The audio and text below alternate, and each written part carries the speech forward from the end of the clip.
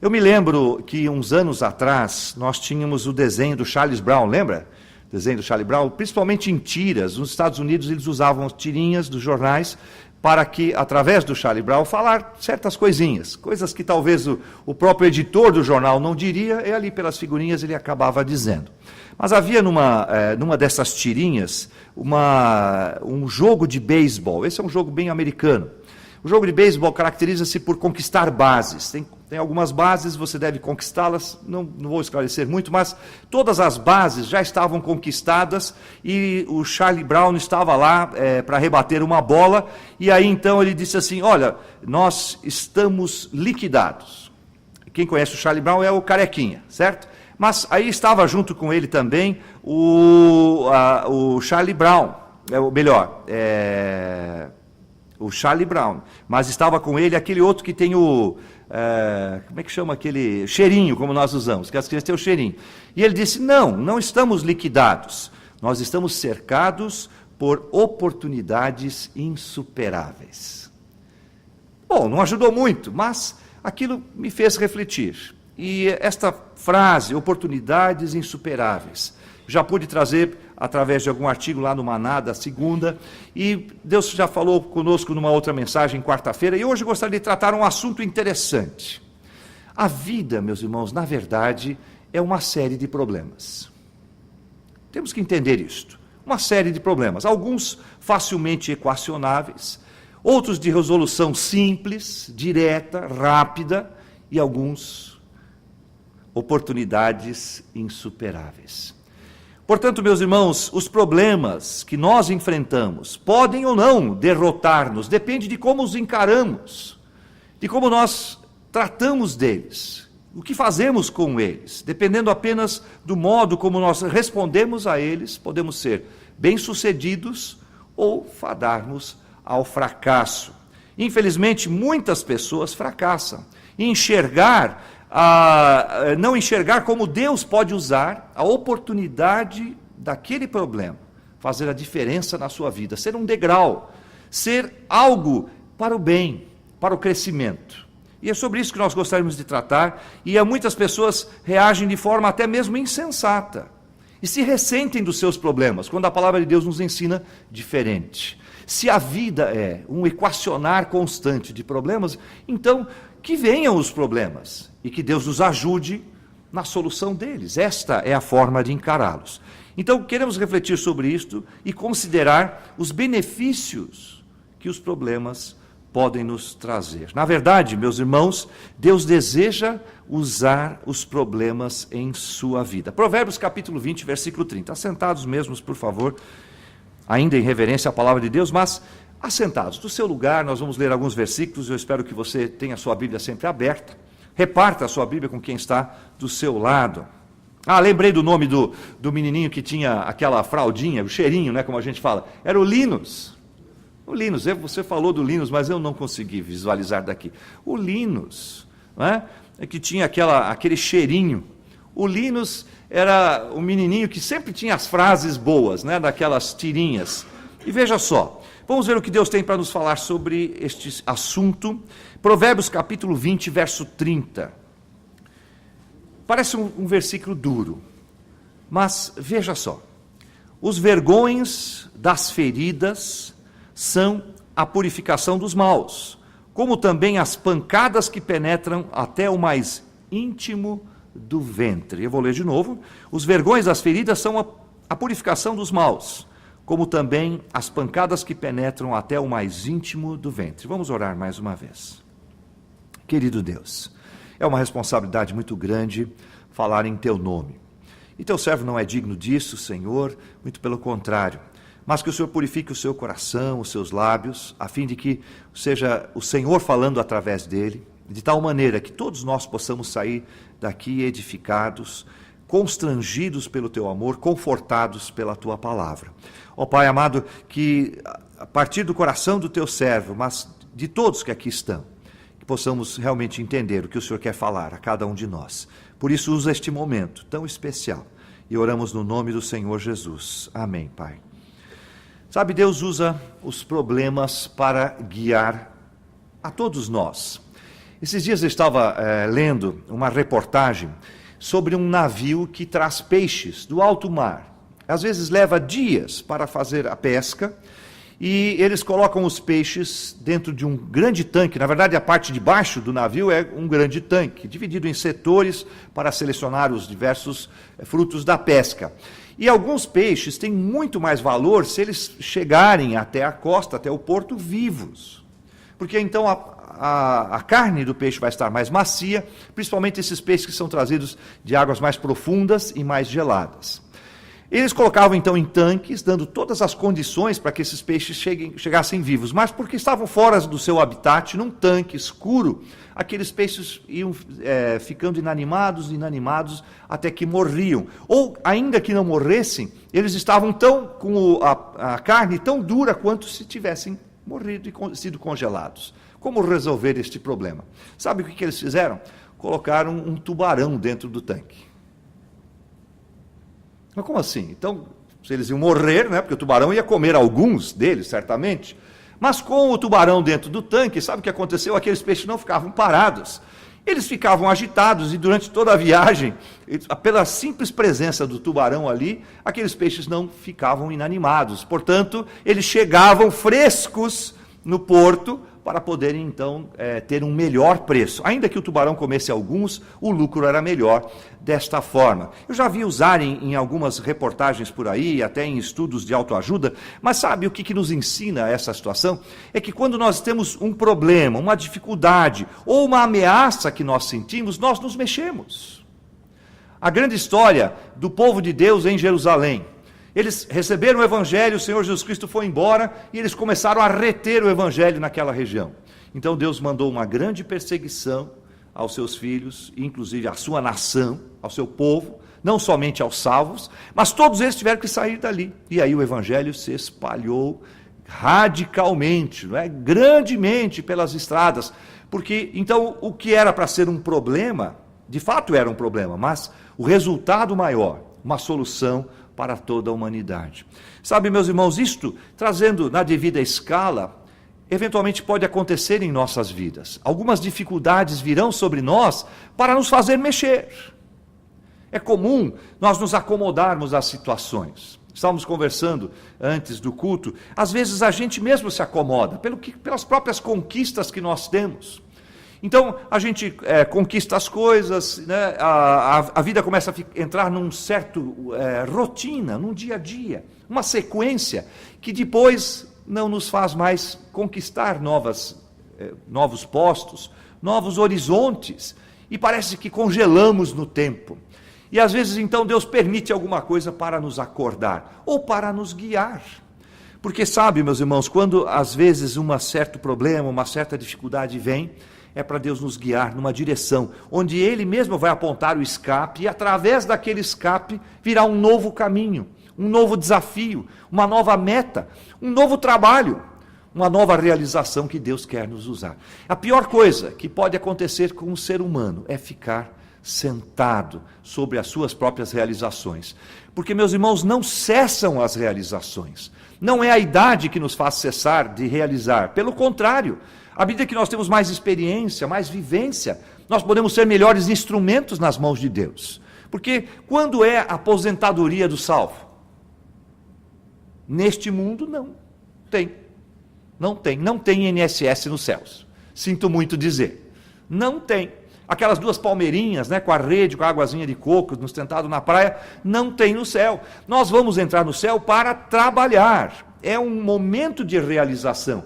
E será, meus irmãos, enquanto seres humanos, a nossa maior realização, porque é então que estaremos dentro do projeto original de Deus, daquele jeito que Deus nos criou, sem o pecado, com todo o potencial possível, das nossas faculdades, do nosso ser, do nosso caráter, da nossa vontade, tudo vai estar à disposição do Senhor. Será então que nos realizaremos mais. Portanto, o céu não é um lugar meramente de descanso. A gente tem cantado em canções, vou descansar no céu. Vai descansar em relação ao pecado, vai descansar em relação ao diabo que fica nos atentando o tempo todo, vai descansar em relação às doenças, não é? Ao próprio convívio do mundo que é mau, mas você não vai descansar do seu próprio potencial. Pelo contrário, você então poderá realizá-lo plenamente na presença de Deus. E toda a comunhão dificultada hoje pelos nossos afazeres diários, pelas nossas dificuldades, até pelos mesmos nossos problemas, cessará isso tudo, e então teremos pleno gozo na presença de Deus. Portanto, meus irmãos, os problemas frequentemente nos apontam uma nova direção e muitas vezes nos motivam para mudanças. O ex-presidente do Bradesco, que é o fundador do Bradesco, ele disse numa palestra, numa faculdade, eu já mencionei recentemente isso, ele disse que a pior coisa que pode acontecer para um homem é um bom emprego.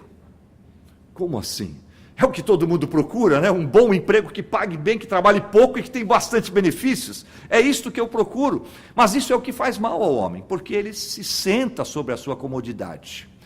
E aconteceu dele perder emprego. E quando ele perdeu o emprego, ele fundou este império chamado Banco Bradesco hoje, né? Ressalvadas as proporções, as dificuldades e os méritos disso tudo, meus irmãos, este é o princípio. O crente não pode parar. Quantas vezes eu já ouvi alguém dizer o seguinte: olha, quando eu me aposentar eu vou trabalhar na obra de Deus. Deus está procurando as criancinhas, porque elas começam a trabalhar logo cedo, já viu? Logo cedo. Deus procura os jovens, os mancebos, porque eles são fortes, eles têm força. A obra de Deus não pode esperar você se aposentar, meu irmão.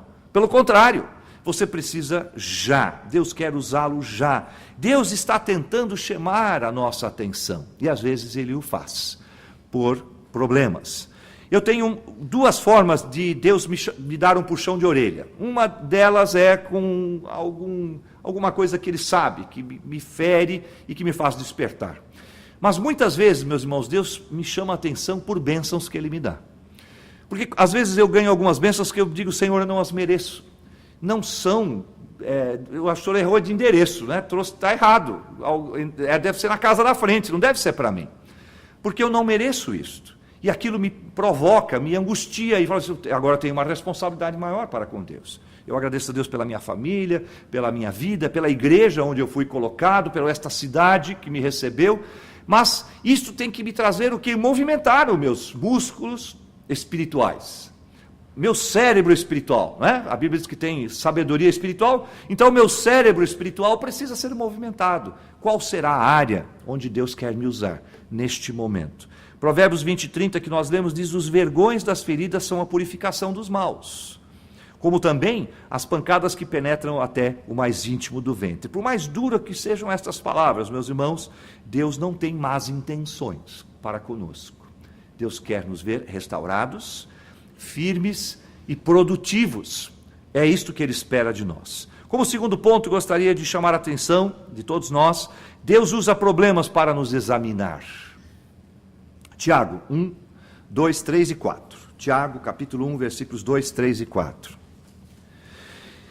E esta ilustração que vou trazer para você, meu irmão, minha irmã, ela é uma ilustração perfeita. Mas veja o que está escrito aqui nestes versículos. Tiago, capítulo 1, versículos 2, 3 e 4. Diz assim a palavra de Deus: meus irmãos, tende grande gozo, grande alegria, quando cairdes em várias tentações, problemas, sabendo que a prova da vossa fé produz a paciência. Tenha, porém, a paciência a sua obra perfeita, completa, para que sejais perfeitos e completos, sem faltar em coisa alguma. Sem entrar naquelas ilustrações comuns, onde a gente fala: olha, quando eu tenho uma prata para purificá-la, eu vou lá e a derreto, e aí quando eu coloco na fornalha da angústia, da tribulação, então as impurezas são retiradas. Mas eu quero tratar um pouco mais. Às vezes, para conhecer a qualidade desta prata, não é, irmão Germano? Para conhecer a qualidade desta prata, o processo é este. A qualidade da prata, como é que faz? Ela é relativa à sua pureza, mas até mesmo aos seus produtos químicos, isto é, a sua constituição. E muitas vezes a minha constituição e a sua constituição não nos são conhecidos o suficiente. O que o diabo faz, meus irmãos, é nos confundir. Qual é o tamanho do meu sítio? O joinvilense gosta de dizer do seu chão, né? Qual é o limite do seu chão? Daquela cerca para lá, não é meu, mas daquela cerca para cá é minha responsabilidade. Eu devo tratar, é o meu ministério, é aqui que Deus quer trabalhar comigo, é aqui que eu tenho responsabilidade.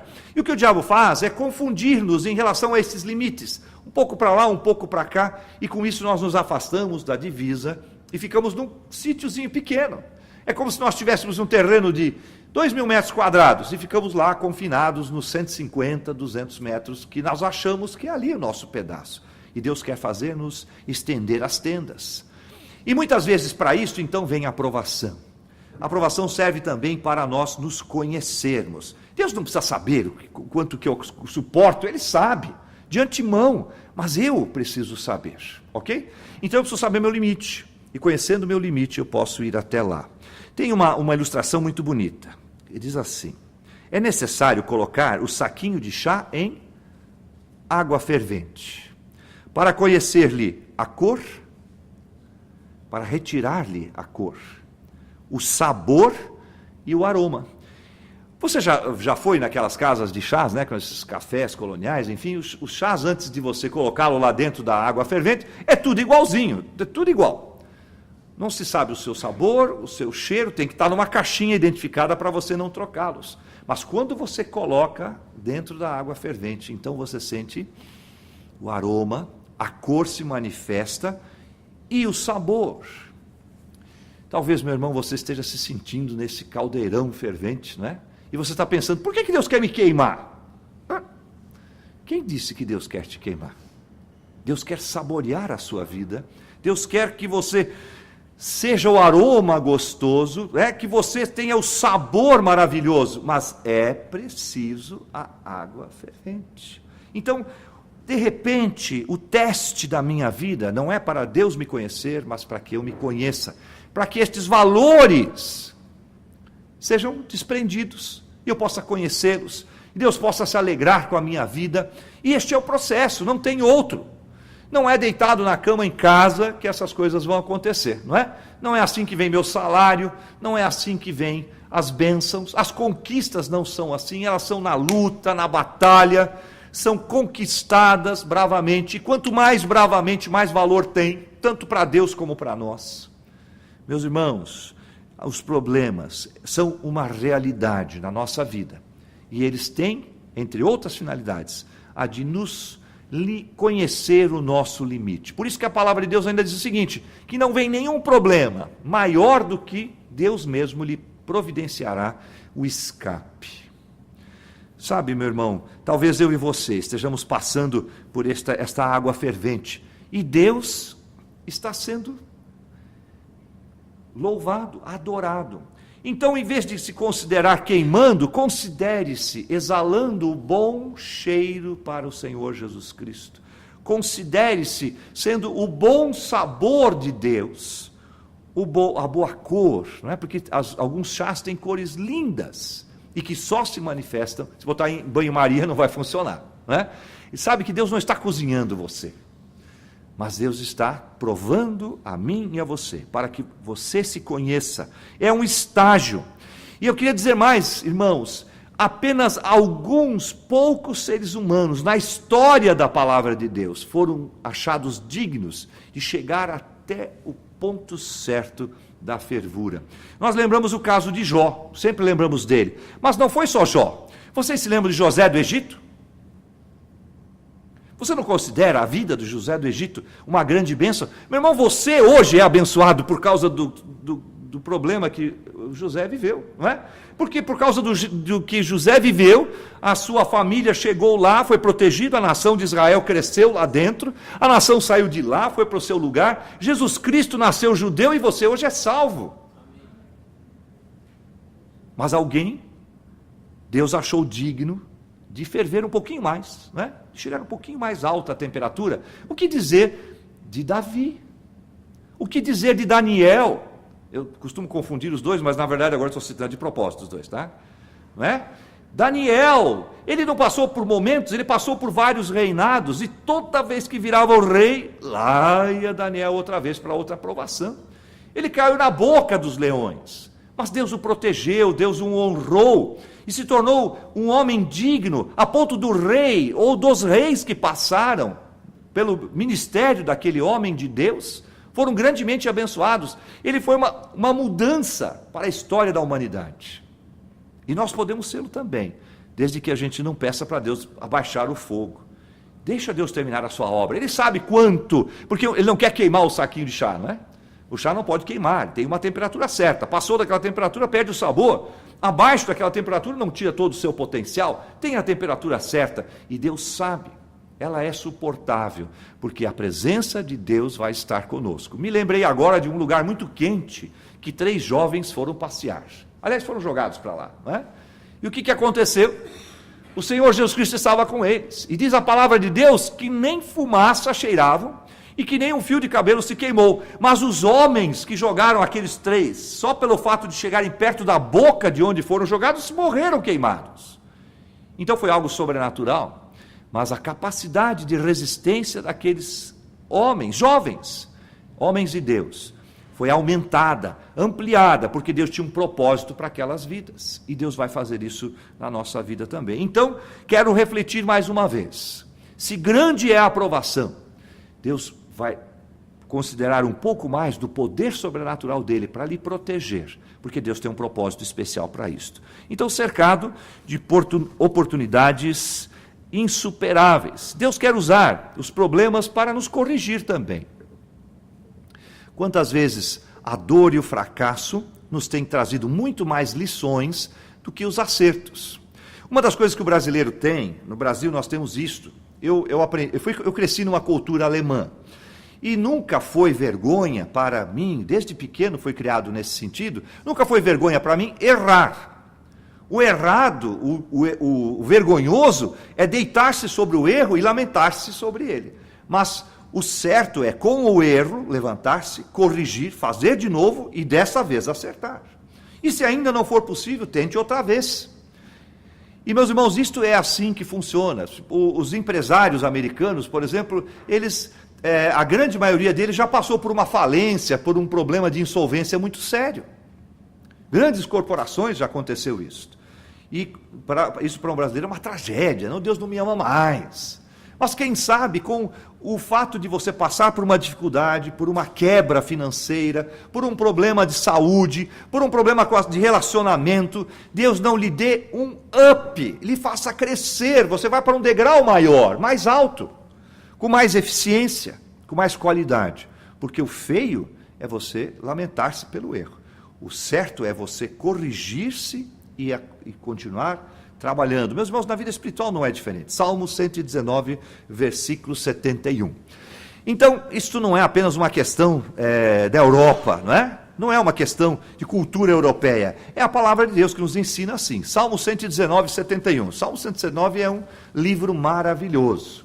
É extenso, mas é maravilhoso. Ele é dividido em capítulos, nós já estudamos isso em uma outra ocasião, e neste capítulo do Salmo 119, versículo 71, tem este verso, é para você anotar na sua Bíblia, tá bom? Se você tiver um amigo empresário que está passando dificuldades, mande para ele, se ele for salvo em Jesus Cristo. Ou se você estiver com um problema, pense nisto. Salmo 119, 71 diz assim: foi-me bom ter sido afligido, para que aprendesse os teus estatutos. Melhor é para mim a lei da tua boca do que inúmeras riquezas em ouro ou prata. Então, na vida de um homem, na vida de uma mulher, na vida de um servo de Deus, a queda faz parte. O problema é não ficar derrotado, chorando no chão, mas levantar-se, agarrar-se com Deus e continuar. Pedro, né, nós estudamos isso na quarta-feira passada, Pedro afundou, mas ele ficou afundado, não? Foi ali o seu funeral? Não foi. Jesus passou um pito nele, passou, vem cá, homem bully, de pouca fé. Vem cá. Mas ele continuou a sua vida. E o abençoou grandemente. Ele foi o primeiro a pregar lá no dia de Pentecostes, na inauguração da história da igreja. E ele pregou e quase 3.000 almas aceitaram o Senhor Jesus Cristo. É fácil da gente lembrar dos fracassos, mas Pedro aprendeu uma grande lição ali. Ele foi o único corajoso a sair do barco. Nós aprendemos isso, o irmão Fernando nos trouxe a palavra quarta-feira. E então, ele não ficou derrotado, enxugou-se e foi à luta, e novas oportunidades. Certamente, aquele evento extraordinário marcou a sua vida, o ensinou, e ele prosseguiu, foi para frente. Quantas crianças não são advertidas para não botar a mãozinha no forno quente? Você se lembra de ter queimado o seu dedinho? Uma vez só, né? Não foi? Filho do pastor Tércio, uma vez nós fomos visitá-lo lá em Belo Horizonte, morava lá. O filho do pastor Tércio gostava de pôr o dedo na tomada. E não tinha jeito, né? Sua esposa colou botou tampinha, chegou a botar cola naquilo, mas ele tirava aquele negócio e botava o dedo na tomada. E nós ensinamos nossos filhos, não faça isso. E ele vai lá e faz. Bota a mãozinha no forno lá e queima. Mas é uma vez só. Não é? E depois ele aprende e cresce. Meus irmãos, na nossa vida, Deus tem feito isso conosco. E talvez, né, essa fervura que Deus está querendo extrair o seu melhor, tirar o seu caldo melhor, o maior sabor, o maior aroma, você possa passar por uma situação onde você foi desobediente, mas Deus vai usar a tua desobediência, não só para te castigar, porque nós não temos um Deus tirano que quer torcer o seu pescoço. Pelo contrário, Ele quer que você aprenda com os seus erros, ainda que por disciplina. Mas você aprenda, resolva, converta-se, faça o seu melhor. Porque quantas vezes, meus irmãos, nós só aprendemos algo de valor quando nós perdemos. É quando, muitas vezes, Deus nos leva embora alguém que nós amamos muito, e aí então sentimos saudade, marcamos, não é? Como é triste um filho esperar que sua mãe ou seu pai faleçam, para lhes dar o devido valor, não é? Saber quanto faltavam, quanto era importante na sua vida. Quando nós perdemos aquele emprego, que nós não nos dedicamos tanto, que também não trabalhamos, não nos esforçamos, que na verdade encrencamos até, e vou usar uma expressão aqui não de maldade, mas foi bem feito a minha perda de emprego, porque eu aprendi. E aí eu começo a dar valor, né? Que saudade daqueles tempos, como eu gostaria de estar lá. Não foi assim com dinheiro, né? Quando a gente vai investir errado. Saúde, quanto nós desgastamos a nossa saúde durante a vida e depois lamentamos. Irmãos, a vida espiritual muitas vezes também é assim. Portanto, Deus vai mandar para nós problemas, dificuldades, para nos corrigir, para nos colocar no rumo certo. Chegou, agora está na hora de você aprender. Então aprenda e cresça. Foi-me bom ter sido afligido. Lembra de Tiago? Tende por grande alegria, por grande gozo, o passardes por tribulações. Então vimos lá que Deus deseja usar os problemas da nossa vida. Deus usa problemas para nos guiar, Deus usa problemas para nos examinar, Deus usa problema para nos corrigir, e só temos a aprender com isto. E olha, o livro de Provérbios está cheio de instruções para dizer o seguinte: aprenda, meu filho, né? Aprenda. A Cátia já tem uma expressão, diz o seguinte: olha, quando Deus lhe puxa a orelha, não repita a lição não, né? Se você está passando por uma prova, tire boa nota, para não ter que fazer de novo, para Deus não te colocar outra vez na prova. Então passe bem, passe aprovado, tire partido, cresça. Deus vai usar problemas também para proteger você. Gênesis 50, 20, foi a passagem de José. Abra sua Bíblia lá, Gênesis capítulo 50, verso 20. Eu escrevi aqui no meu esboço: um problema pode ser uma bênção disfarçada. Eu vou mudar, tá? Um problema sempre é uma bênção disfarçada, sempre vai ser. Gênesis 50, 20. Vós bem intentaste mal contra mim, porém Deus o tornou em bem, para fazer como se vê neste dia, para conservar em vida a um povo grande. Porque José aqui podia pegar agora e fazer a vingança. Agora vocês estão nas minhas mãos. Mas não foi esse o espírito. José caiu em si.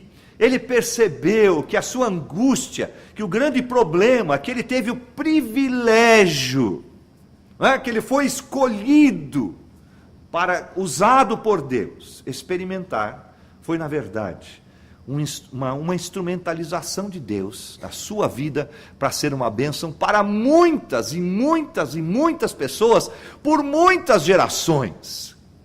José era um homem especial de Deus. José era alguém muito querido de Deus, não só do seu pai. E depois foi querido da sua nação, né, dos seus irmãos, do seu clã, da nação, e inclusive do Egito. Ele foi uma bênção até para os incrédulos, irmão. Né? Ele foi uma bênção para os incrédulos. Porque ele entendeu que a sua aflição tinha um propósito maior. Ele aprendeu que os problemas, na verdade, serviam para proteger as pessoas que ele mais amava neste mundo. Ele amava seu pai, amava seus irmãos, amou a sua família que Deus lhe deu lá no Egito. Enfim, a ponto, né, irmãos e irmãs, que eles foram colocados dentro da nação de Israel. José do Egito teve uma exceção em relação aos seus irmãos. Ele foi abençoado de uma maneira diferente, Deus o abençoou sobremaneira.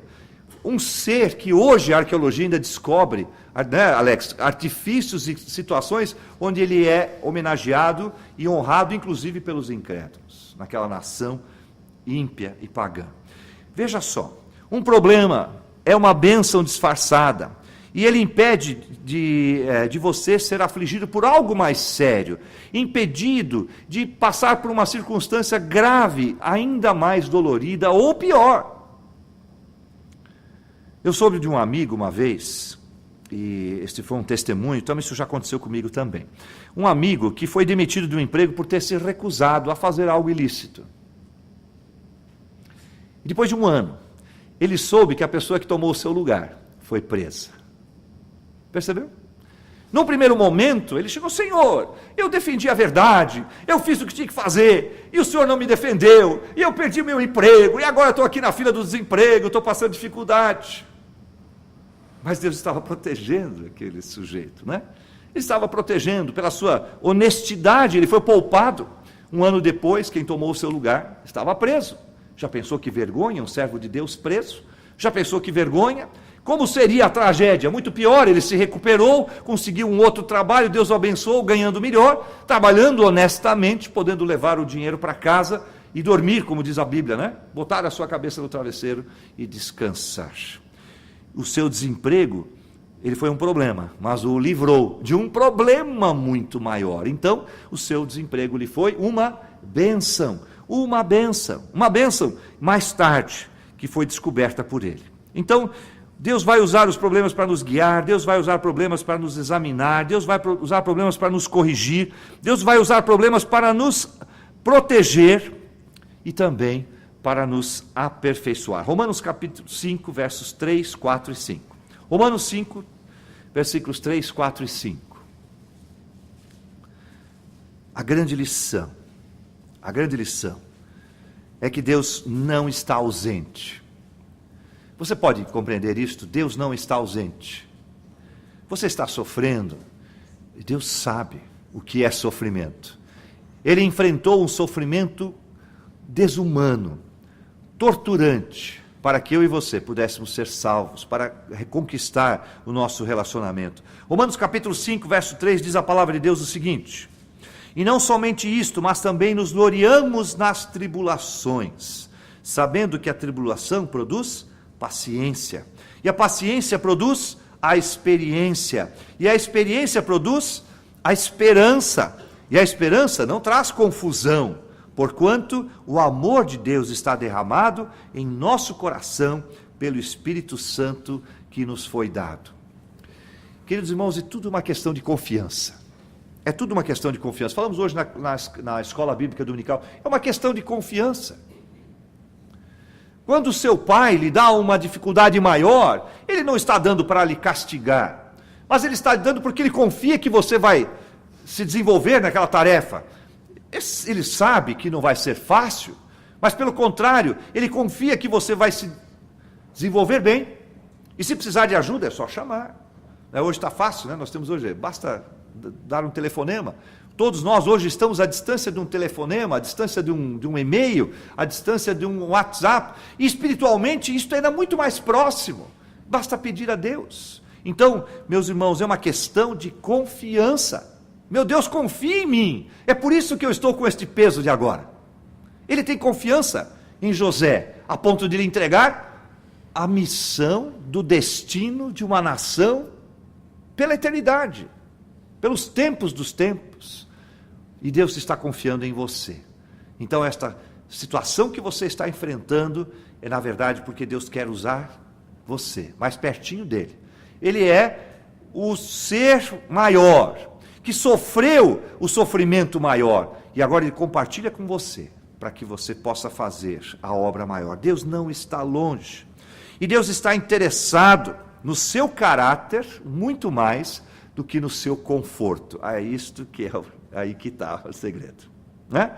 Deus não está pensando que você tem uma vida mole e mansa nesta terra, não, ok?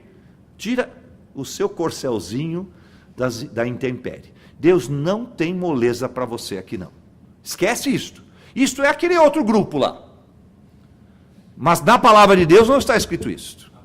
A palavra de Deus está escrito o seguinte: olha, vem comigo.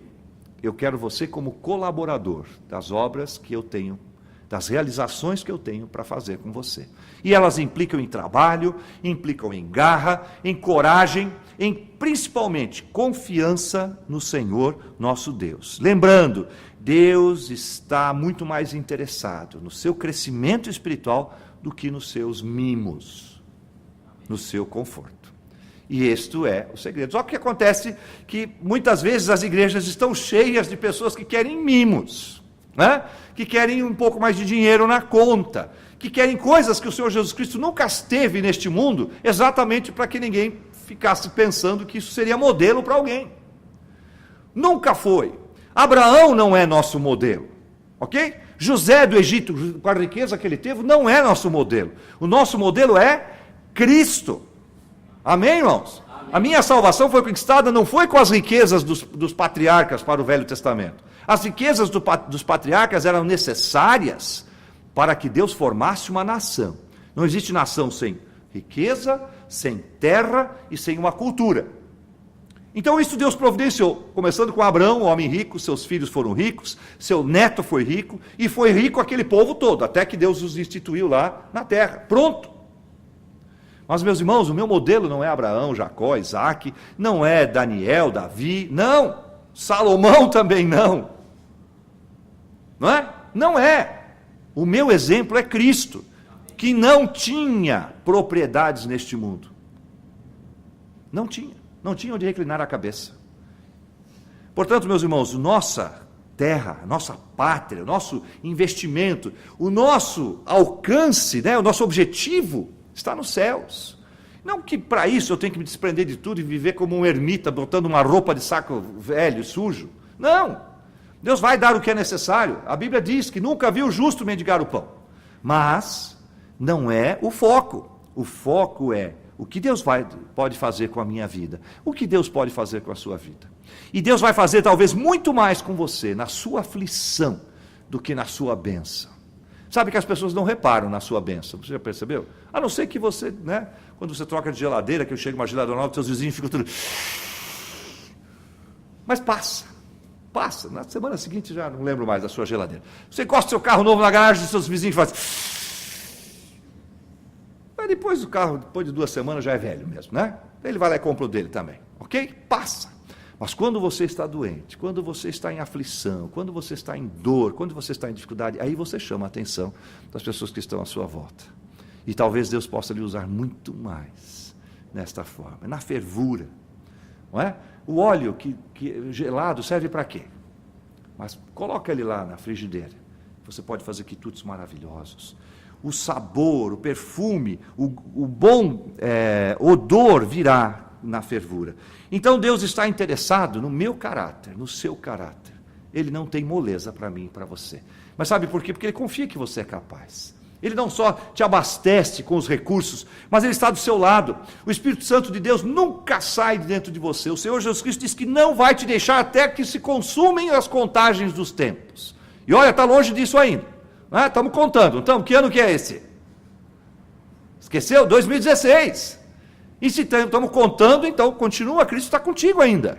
Não dá para ter medo, não dá para desanimar. Continue. Sabe, este é o ponto. Deus está trabalhando a minha e a sua vida. Isto dói. Às vezes dói. Um diamante bruto encontrado numa pedra no chão, outro dia eu falei, né, irmã Gerda? Quem sabe muita gente não chutou um diamante por aí. Estava feio, todo beiçado, né? Não tinha brilho, chutou, falou, jogou fora. Eu mesmo tinha uma Opala desse tamanho. Eu não estou falando brincadeira, não. Eu tinha uma Opala. Sabe o que é Opala? Que faz joias e brincos. Eu tinha uma Opala, mas não dava bola. Só era bonita porque era azul. Esses dias fiquei procurando lá minhas coisas lá de criança. Falei, puxa, agora eu sei o valor dela, né? Cadê a minha Opala de criança? Eu gostava de colecionar pedras, você também deve ter, né? Tinha uma pedrinha Petra, uma verdinha, uma vermelha, e de repente tinha um diamante na mão. Não sabia, porque ele é bruto. Mas quando ele é lapidadinho, até o vidro parece um diamante, não é? Quando Deus pega a nossa vida, somos um diamante bruto, precisa ser lapidado. E o diamante bruto, ele é maior do que o diamante lapidado, não é? Porque ele precisa ser cortado, precisa retirar, tem uma parte que não tem brilho, tem uma parte que para ficar no formato bonito, para ser uma joia perfeita, tem que ser cortado. E é isto que Deus está fazendo em minha vida e na sua vida, meus irmãos, e Ele vai usar o tempo do meu viver neste mundo, o tempo todo, será o tempo todo. Mas é um trabalho maravilhoso, porque Deus quer colecionar vidas exitosas. Deus quer colecionar vidas espirituais, cujos frutos saltem para a vida eterna. Deus quer colecionar prêmios, galardões, e quer te ajudar a você conquistá-los. Ele podia fazer sozinho, a irmã disse hoje de manhã, mas Ele faz com a sua ajuda, com a sua participação.